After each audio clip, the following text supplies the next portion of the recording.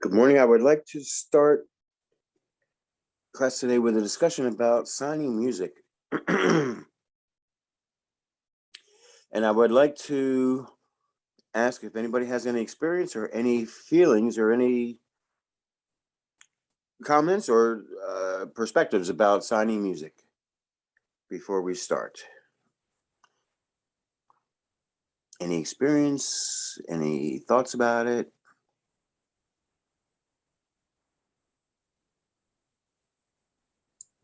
It was really popular like in the early 2000s or even late 90s to sign music as a group or individually. Very, very, very true.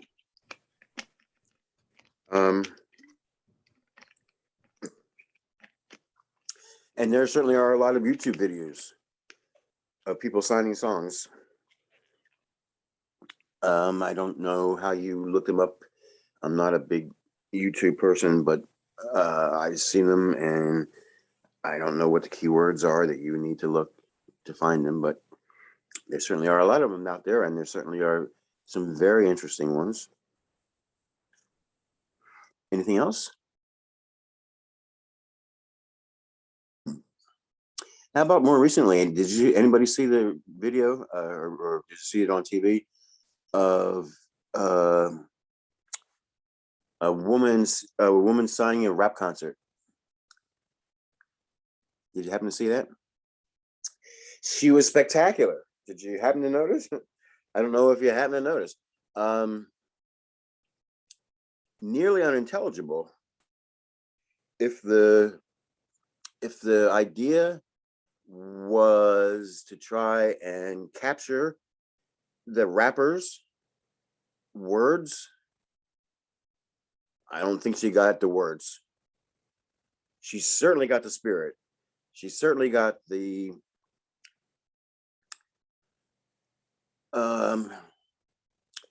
what am I trying to say? The intensity of what he was doing. And that came through very, very, very clearly in a different language, in a different modality. And it was eye-opening for people. And if you happen to catch it, I think a lot of people were really, really, really kind of taken back by the idea that an interpreter could do what she did. There was certainly some of the meaning there that the rapper was saying, but not all of it. It was mostly her totally getting into the concert and her representing her feeling in some language in ASL. And it was really wonderful.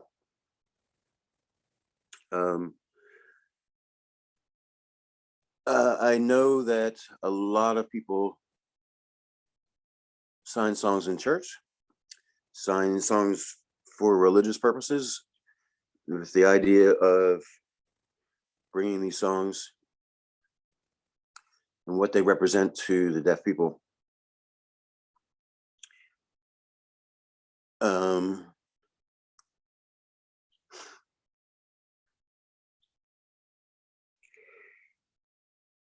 And you have to understand, to start with, that if you do that successfully, if you do signing music successfully, that you're basically signing a poem. You're basically signing words, because there's absolutely no way to convey the music.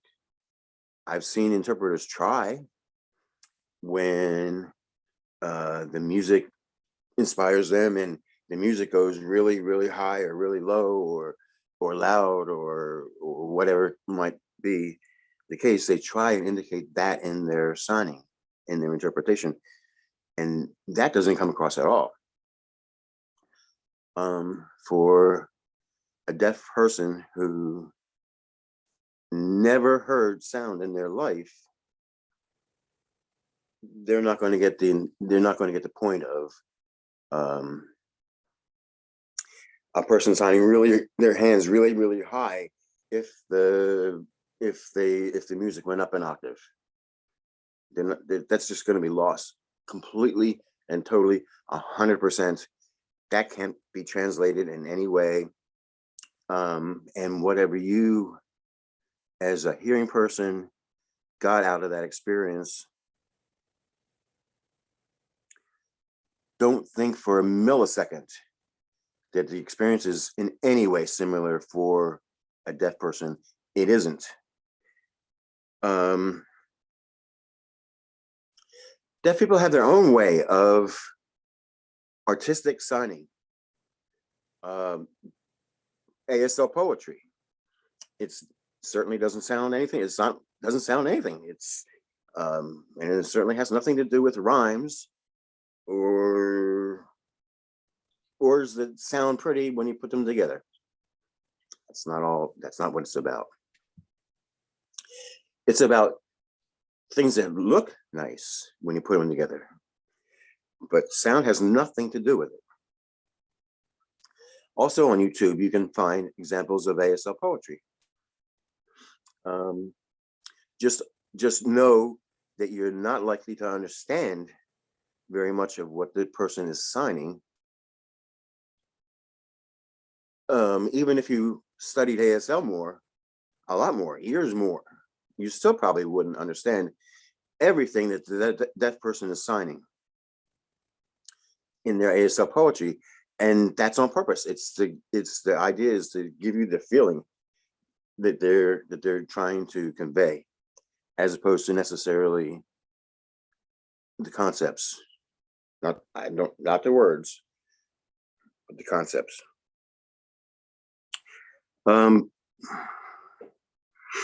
But people find it very enjoyable to sign songs. I get it. I totally get it. When I was in college, I used to be part of a group that went around the country and signed songs. And they would put on a show of signed songs. So I get it. But I've come to some realization after 40 years in the field, and tons of thought about this. Deaf people aren't getting anything like what you're experiencing and what you're trying to convey. It's just impossible. I'm going to say impossible. Music can inspire and can convey and can truly just change a person forever and ever and ever. Music can do that, not to a deaf person. But yet people sign songs to deaf people constantly. From the deaf perspective, wow, is it split? There are deaf people who love to watch signed songs, and there are deaf people who hate to watch signed songs. And I'm going to tell you a story about myself and what happened to me that really caused me to think about this issue a lot. And that is that I was at an interpreter convention. This was in the early 90s. So, okay, it's a convention for all interpreters. So mostly people who can hear and mostly people who are bilingual, So signing songs, you would think, would be the sort of perfect thing we could do for that audience. That's the perfect audience because they're hearing and they know sign language. They can really enjoy it, and they can get what's being signed and really enjoy it. And so for many conventions, that was the entertainment. Somebody would be signing songs. And we had a regional convention held in the Philadelphia area. It was actually held in Valley Forge. And the entertainment committee, which was made up of deaf people, asked this hearing interpreter, Sherry, to interpret some songs, 5 songs. Which she went around and she did these shows for different organizations and things. And so she was very happy to interpret these songs. She had songs ready to go, and she was truly an entertainer. She would tell jokes and stories while she was part of the show. So she asked me to interpret for her when she went behind a screen to change her outfit, which she did several times over the course of these 5 songs. So she wanted me to, so she went behind the screen with her microphone. So she kept talking to the people and joking with the people. And that's why she wanted me to be on the, in front of the screen on the stage, interpreting this for the people. And there certainly were deaf people in the audience.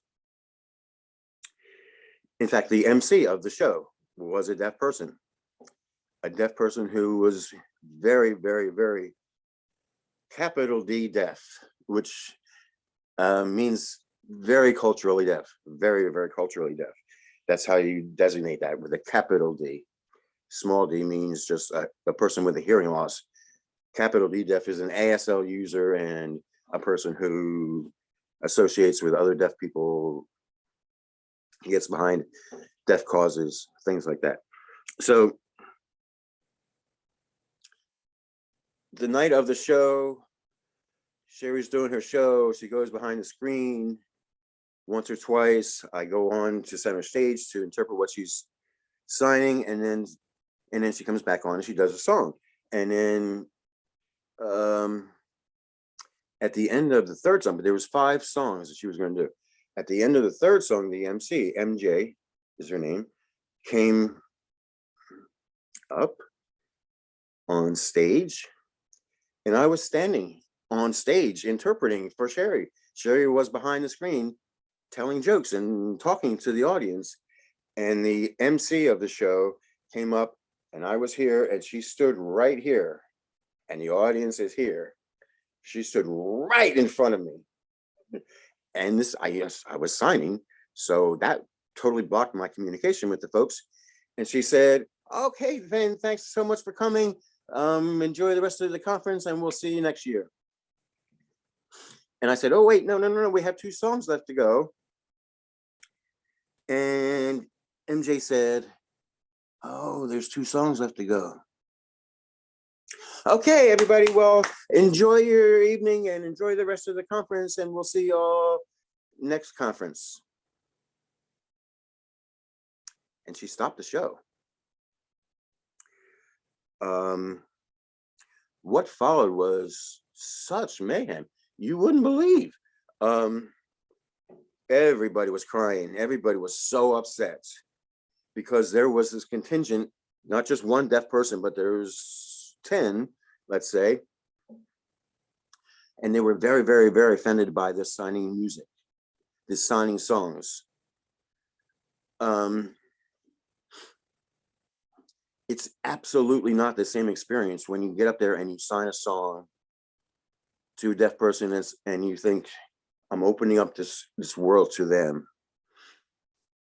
Some deaf people do take it that way and do appreciate it and do like it and see it for what it is. And that's wonderful. And some deaf people, a lot of deaf people, want no parts of this because you're taking their language, which is precious. That's a sign for just the most precious thing and the most cherished thing that they have. And they're using it for all the wrong reasons. And they're putting it in a format that just absolutely is incompatible. And they found that very, very offensive. And their argument was, you can't even sign a song in the privacy of your own car as you're driving without that being offensive. That's an offensive thing just to sign a song, even if you're only doing it for your own self, because you're ruining the language, you're destroying the language, you're using the language for what it's not meant to be used for. This was a huge debate for the next 5 years. It became known as Stop the Music. And like I said, it happened right in front of me. MJ stood right in front of me and stopped the show. But I'm happy to say, in all the discussion that went on with it, my name was never ever brought up. Yay.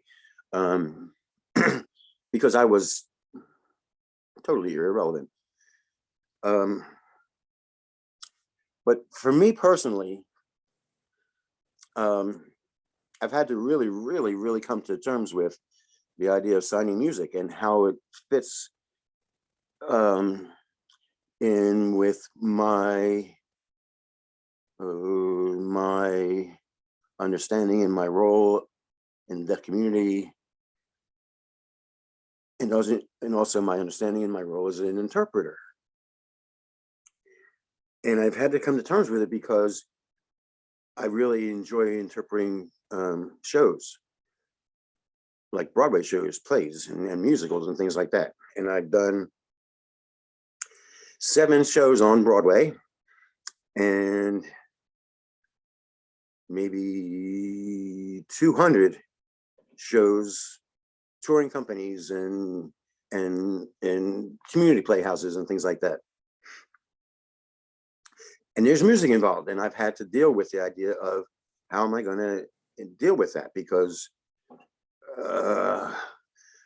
I personally can see deaf people's argument that it's wrong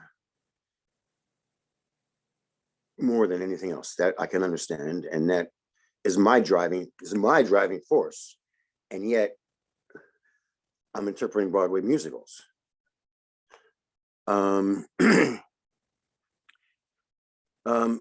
So what I guess I sort of come to terms with is if it's signing music to further the story in the plot line, then that's fine, and that's very, very easy for me to do. And there are certainly lots of musicals and plays and things like that, not plays, but musicals where things like that, like for example, Jesus Christ Superstar, every single thing is sung. So in order to further that story, and that is one of the shows that I did on Broadway, in order to further the storyline, obviously I've got to interpret music. And I have no problem with that. And many, many, many, many, many plays only have music that furthers the storyline. But then there are shows like Mamma Mia and Saturday Night Fever, both of which I've interpreted numerous times, and both of which feature music that has nothing to do with the plot line. Doesn't further the story in any way. It's just they wanted to get the ABBA music and the Bee Gees music in the show, and so they just put it in there, but it doesn't further the storyline at all.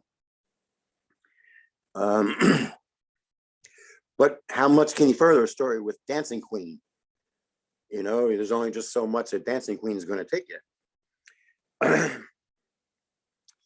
And so I've had to come to terms with that in signing songs that are absolutely not going to further the plot in any way.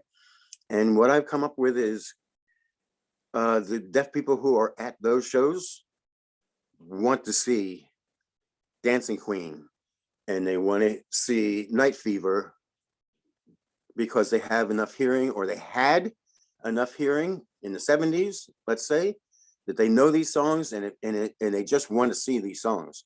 And if that's fine, if I'm doing basically signed English, not even trying to put the songs into American Sign Language, just putting the words out there as I'm hearing them, because that's exactly what their experience is. They're familiar with the songs, they know the songs, and they want the English on the hands. They want to be able to follow the songs, and so that would trigger a memory in their head. And so that's how I come to terms with the idea of signing songs that don't further the plot. Otherwise, I don't do it. I don't just pick a song and just start signing it. Because it really, to me, and you can have your own personal views on this, that's fine, I encourage it. But to me, it is a bastardization of the language. It is a use of the language in a way that it was never meant to be used. And a lot of interpreters and hearing people, but a lot of interpreters in particular, force this down deaf people's throats, and they don't want it. Some do, a lot don't. And so I guess that is my take on signing music. Are there any questions? Comments? My question is, have you seen the new Apple TV movie Coda? No, I've heard about it, but I have not seen it. Okay, well, because it deals with this particular subject. The hearing child of deaf adults who loves music, and she starts to realize that it's something that can really be part of her life.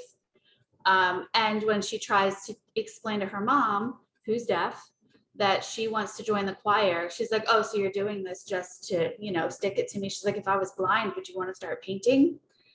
And so it's kind of a issue that the family has internally. I have got to watch this. Oh, yay, that sounds so interesting. Coda, just so you know, is a term that was kind of made up. It means children of deaf adults. Codas, it's a stupid word. And generally, children of deaf adults, deaf parents, people who have deaf parents sign mother, father, deaf, and they don't sign I'm Coda, they sign mother, father, deaf. But think about the implication of being a Coda. It means your native language is American Sign Language. When all the rest of the world around you is English, and that can really delay your language or your English for getting into school. And so sometimes a Coda will enter first grade, kindergarten at age 4 or so, with almost no English language. Beautiful ASL, almost no English. Coda. I'm a soda. So is Kathleen. That means sibling of deaf adult. It's just stupid. It's just stupid. I would never call myself a soda. Why would I ever call myself a soda? Anyway, yeah, that sounds interesting. That sounds fascinating. But that's a great comparison. A blind person and a child taking a painting. It's something that the parent can't possibly enjoy, or at least not in the same way. So that's great. Any other comments about signing music?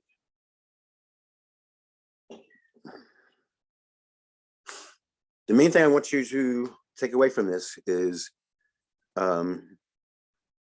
if you sign music, whatever the situation is, maybe in church, maybe not, maybe part of a show, just know that this experience is in absolutely no way comparable for you and for the deaf person.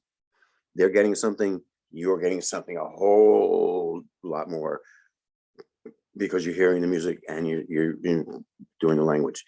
It's not a comparable experience. Any last questions, comments, thoughts about signing music?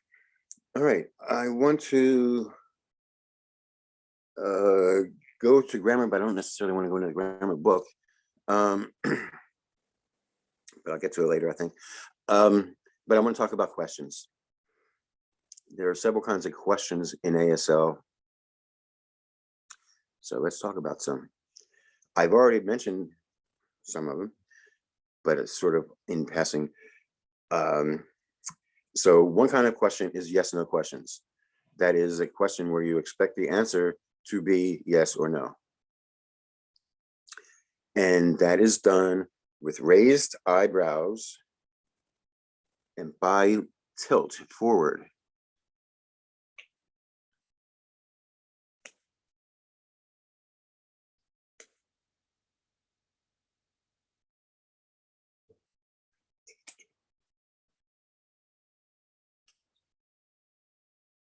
Is that your sister? The answer you anticipate is yes or no. So eyebrows go up and body tilts forward. The other kind of questions are WH questions. And they start with WH questions, like the signs for WH questions are, well, the WH questions in English, not in ASL, obviously. But those signs are, let's start with what. There's two signs for what.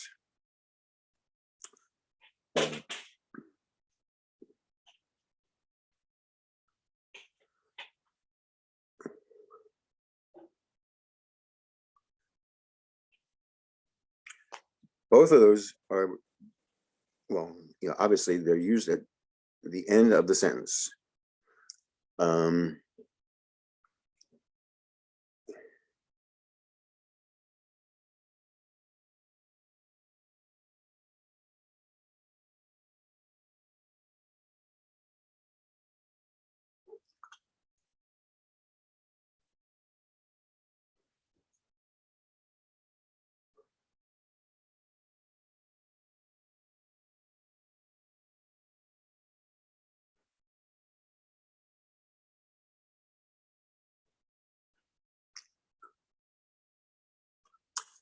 How much does that coleslaw cost?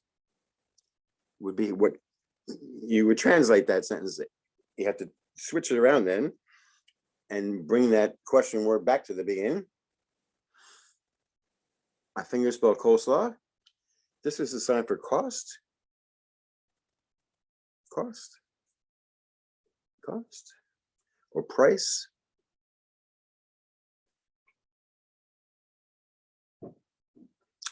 I could have also done how much. How much. Much. Much. How much. How much. And remember my potato analogy? How much or much would be used for mashed potatoes? What would be used for French fries? Anybody remember?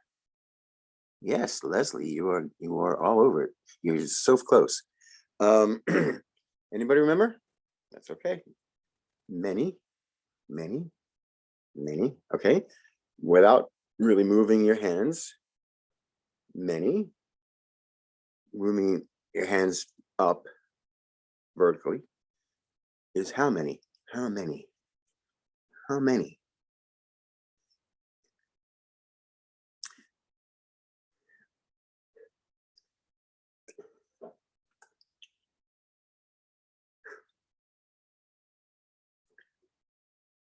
How many cigarettes do you have? That's a sign for cigarette. Not that you need to know the sign for cigarette. How many? You have cigarettes. How many? Okay. All right. What? How much? How many? Anybody remember this one? Where? Is it basically, is it over there or is it over there? Over there or over there? Over there, over there, over there. Over there. Where is it? Where? Where?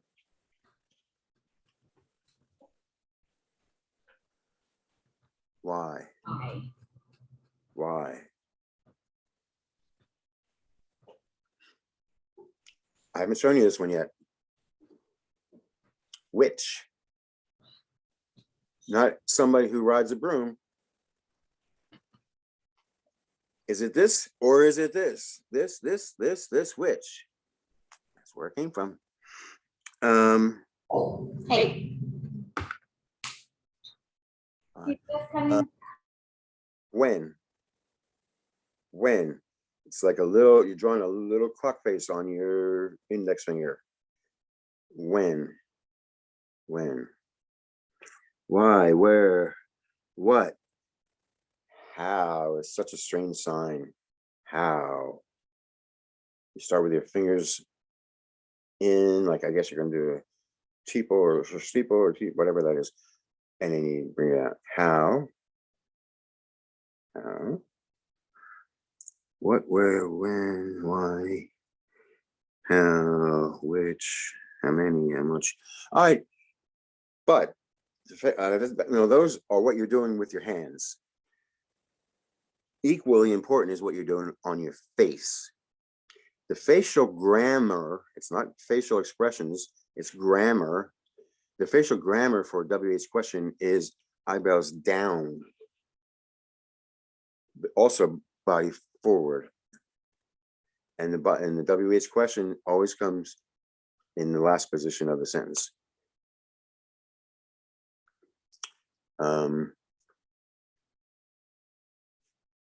And the facial grammar starts with the question word. So, you live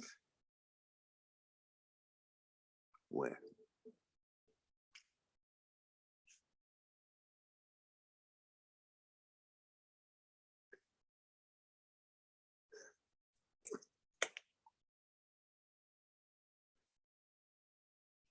This is a sign for have. We haven't talked about that yet. And let me take a little diversion. American Sign Language does not have the copula to be. I am, you are, he is, she is, they are. It doesn't exist. And we don't miss it in any way. It's not necessary. But one of the ways that we show that something exists is with the sign have. For example,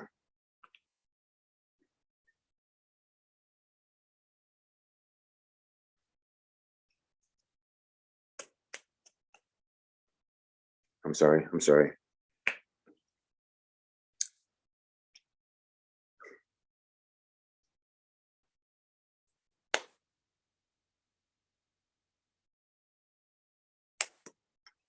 I'm not saying they have or it has or she has or anything 24 chairs. I'm saying there are 24 chairs. They use the word have, the sign have, to establish that something exists. So I'm saying there are 24 chairs.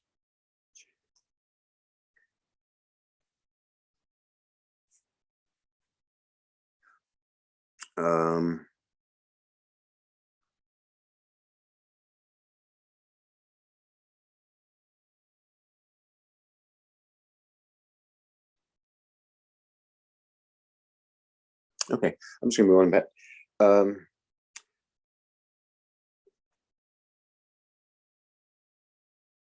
was talking about question words, and they always come last. I think that's all I want to say about that. Okay, so WH questions, yes, no questions, where you expect the answer to be yes or no. The facial grammar is eyebrows up,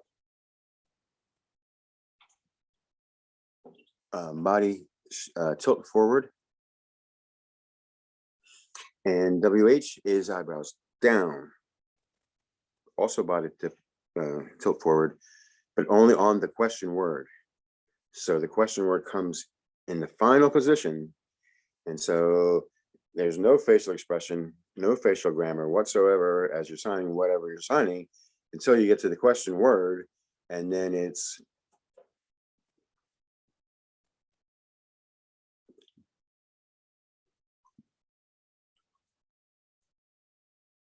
oh, I forgot one. Who?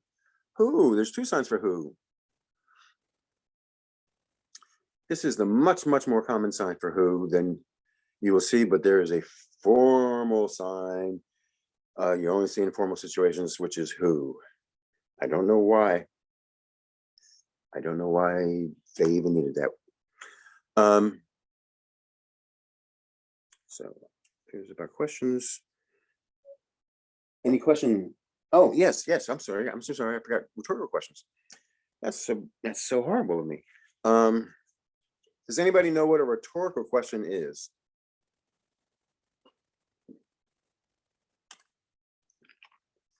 A rhetorical question is a question that you don't expect the other person who you are talking to answer. You're going to answer it yourself. Why would somebody do that? I can't begin to imagine. Oh, wait, that was a rhetorical question. I didn't expect you to answer, why would anybody do that? I knew I was going to go right ahead and answer that myself. That's a rhetorical question. English does not rely very heavily on rhetorical questions. We have them. We know how to work with them, but we don't use rhetorical questions all that much. ASL, wow, that's not the case. ASL uses rhetorical questions all the time. Often in place of the concept of because. And the facial grammar for a rhetorical question is the same as it is for a yes or no question. Eyebrows up. Body shift forward. But you can always tell based on the context of the sentence and the fact that you're going to go ahead and answer the question yourself that was a rhetorical question. But deaf people would be very likely to say,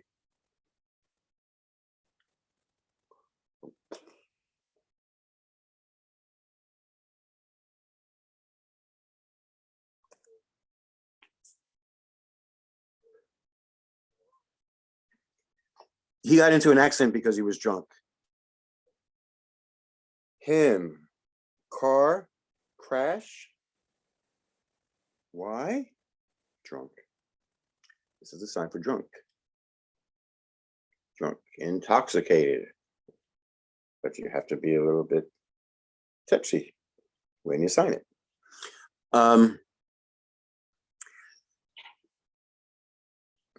But again, the structure of that sentence is he got into a car crash. Why? He was drunk. And English would be more likely to say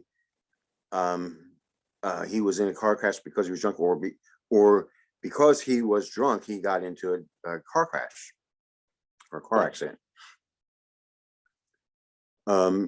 Rhetorical questions are used much more often in ASL than in English, and as I say, it's something that the deaf person who is communicating with you, is signing with you, signs this rhetorical question, and then goes right on and answers their own question. And the facial grammar for that is eyebrows up and body tilt forward. All right, so there are those three kinds of questions: yes, no, WH, and rhetorical. And now I would like to switch to the red book, the vocabulary book.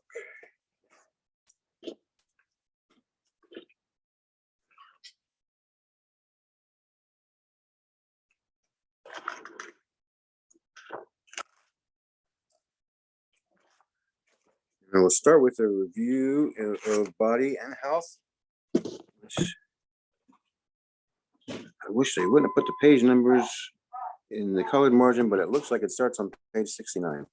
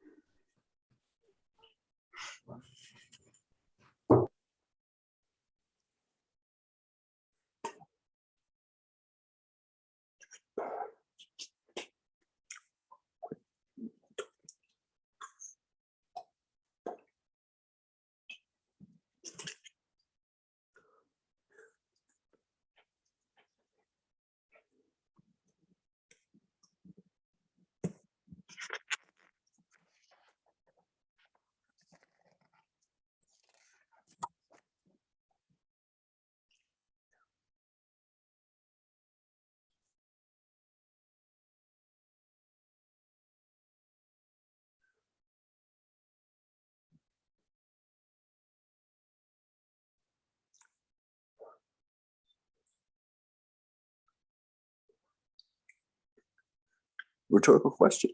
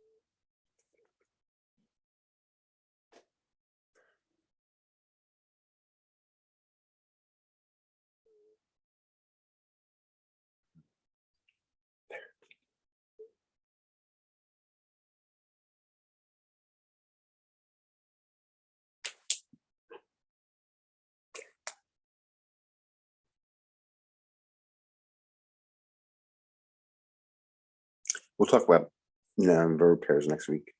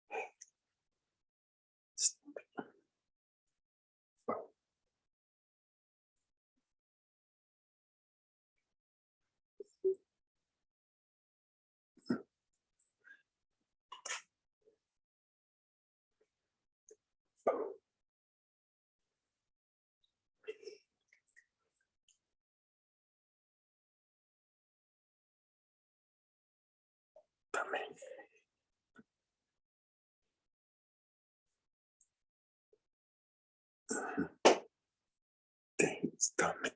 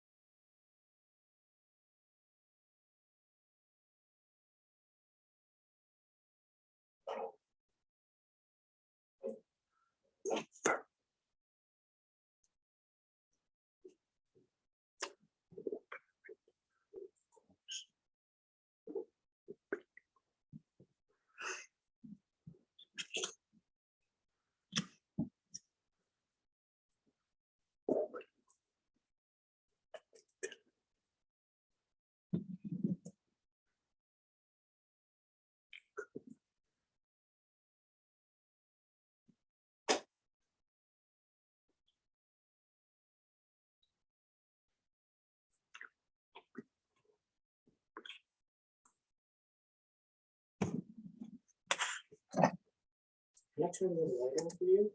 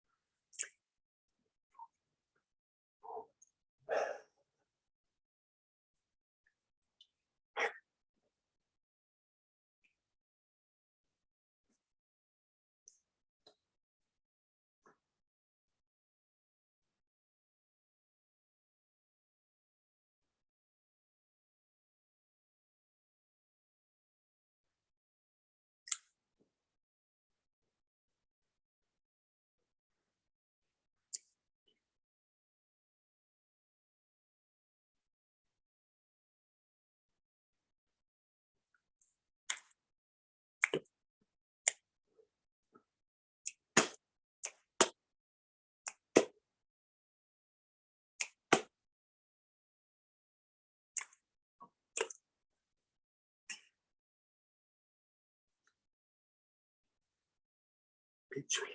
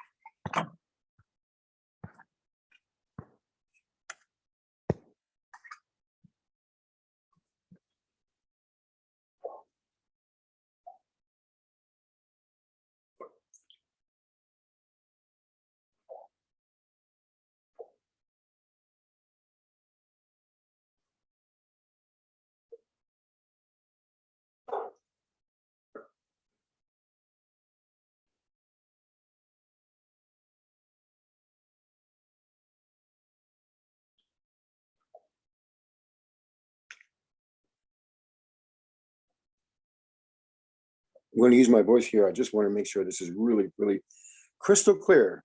It's called a point of reference. If you are just signing a regular wall, you don't need a point of reference, and both hands move. It's just a regular, typical average length wall. But a long wall, you do need a point of reference because you're comparing how long it is to this point, which you're leaving in space. So your point of reference is a wall that we're talking about, but you leave it there and then go for a really long way with your right hand or your dominant hand if you're left-handed. So point of reference, leave it here, and then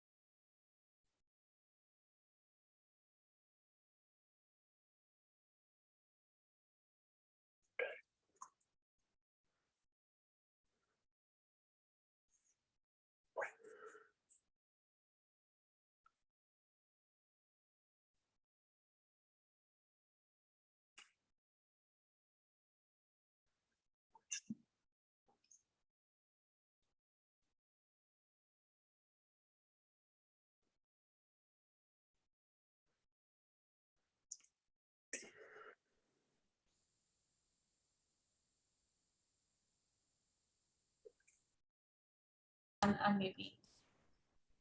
Oh, hello. Can you hear me? Yes. Okay.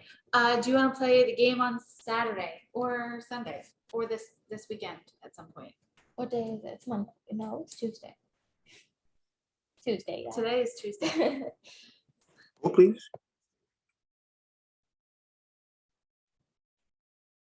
Yes, I'm available either day. If there is any interest, I would be happy to play. Happy to play. All right. Any- I'll see who wants to come and play on Saturday. Or That Sunday. works out beautifully. Beautifully. Beautiful. Beautiful. Beautiful. Okay. Cool. Wonderful. So wonderful. Maybe I will see you on Saturday. Okay. Oh, good. Or maybe Sunday.